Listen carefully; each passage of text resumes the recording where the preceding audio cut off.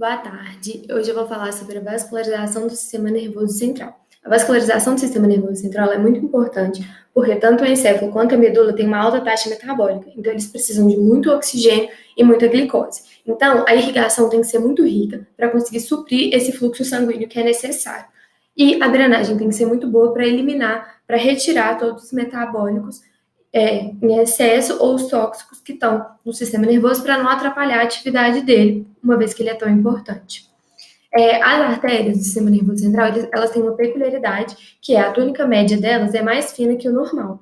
Por quê? A própria pulsação da artéria pode lesar o tecido nervoso subjacente. Então, a pulsação não pode ser tão forte para não lesar esse tecido nervoso. Outra peculiaridade que ela tem para não ocorrer essa lesão são os espaços periventriculares, que no espaço subaracnoide existe uma distância maior entre a artéria e o tecido nervoso para que ela possa pulsar sem ficar batendo no tecido nervoso e gerando uma lesão.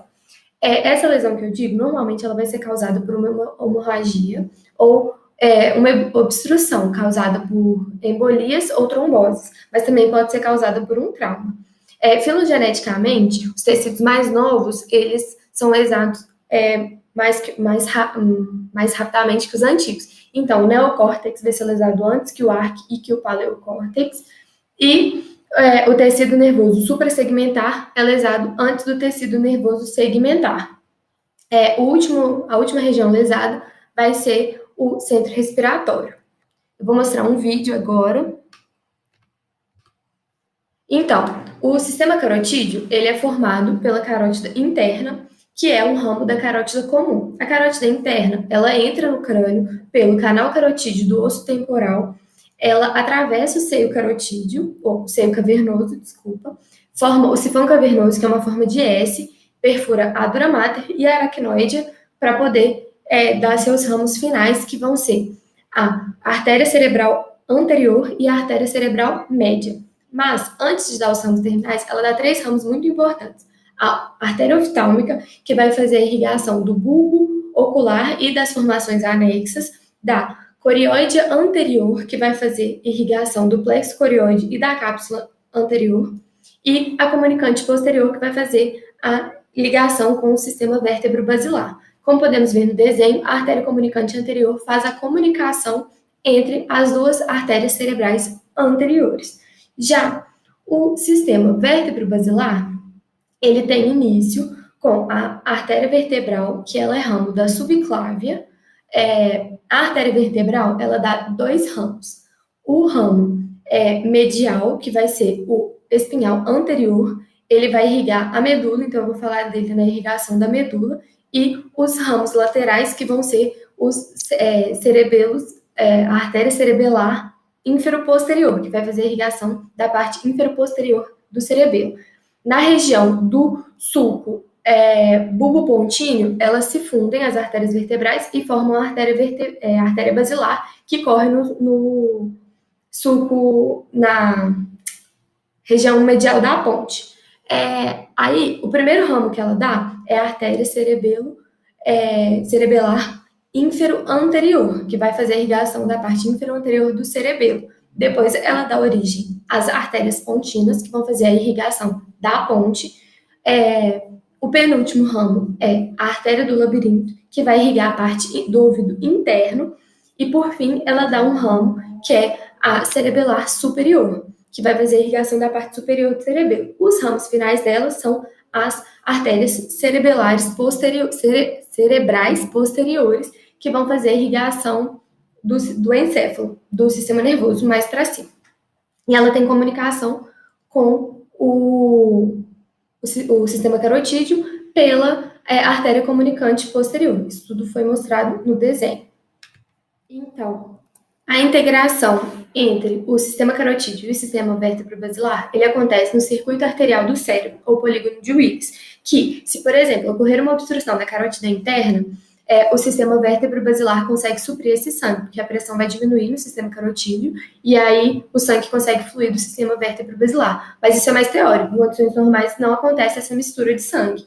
Mas, se ocorrer obstrução, pode acontecer. Mas um lugar que acontece isso mais eficientemente vai ser com a artéria angular, que é um ramo da carótida externa, e a artéria nasal, que é um ramo da carótida indireto da carótida interna. Elas são anastomosadas e se ocorrer uma obstrução na carótida interna, a angular consegue manter a circulação na órbita e nas vias ópticas.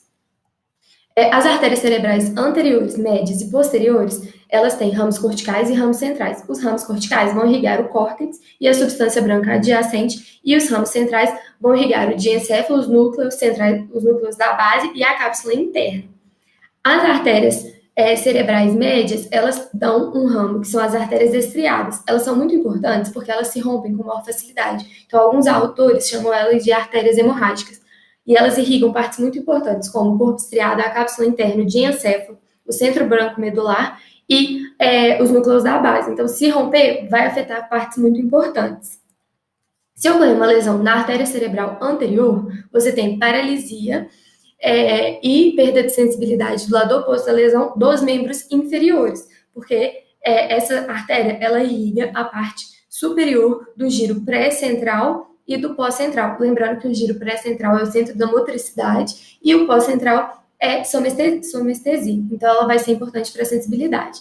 Já se ocorrer uma lesão na artéria cerebral média, ocorre também paralisia e perda da sensibilidade do lado oposto da lesão do corpo todo, exceto dos membros inferiores. Além disso, ocorre também uma falha grave na linguagem. Se ocorrer lesão na artéria cerebral posterior, ocorre uma perda de parte do campo visual. A irrigação da medula é feita por 3 artérias principais: a artéria espinhal anterior, a espinhal posterior e as artérias radiculares. A espinhal anterior, ela corre na fissura mediana da medula, fissura medial anterior da medula, ela entra e forma as artérias sulcais, que vão irrigar a coluna e os funículos anterior e médio.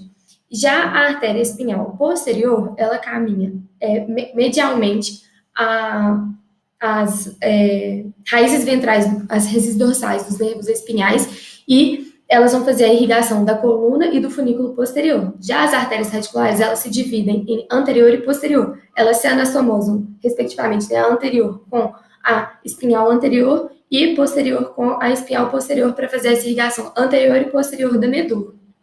O sistema venoso, ele é composto por veias que drenam para seios, e os seios vão drenar para a veia jugular interna. Lembrando que seio é o espaço entre o folheto externo e o folheto interno da dura mater.